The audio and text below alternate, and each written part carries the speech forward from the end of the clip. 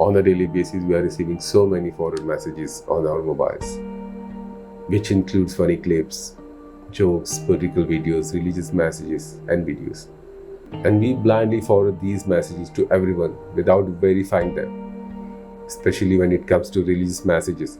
We have to be very careful while forwarding them to others. Prophet Muhammad ﷺ said, "It is enough of a lie for a man to narrate everything he hears." Prophet Muhammad ﷺ also said, "Indeed, a lie upon me is not like a lie upon anyone else.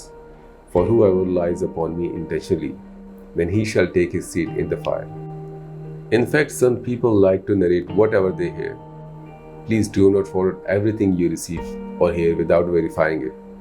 And do not be among the liars and take your seat in the hellfire.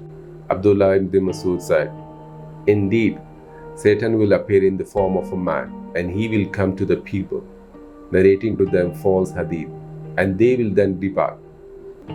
Then a man among them will say, 'I heard a man whose face I recognize, but I do not know his name, narrating such and such.'" Allah subhanahu wa ta'ala says in Quran, "And who is more unjust than he who invents a lie about Allah? Those will be presented before their Lord, and the witnesses will say, 'These are the ones who lied against their Lord.' Unquestionably, the curse of Allah is upon the wrongdoers. We must verify the authenticity of the religious messages prior to forwarding to others or acting upon it. It is our responsibility to investigate in religious matters and do not act or believe blindly whatever you receive or hear without authentic sources. And do not forward everything you receive. May Allah subhanahu wa ta'ala save us from this fitna. Ameen Ya Rabbal Alameen.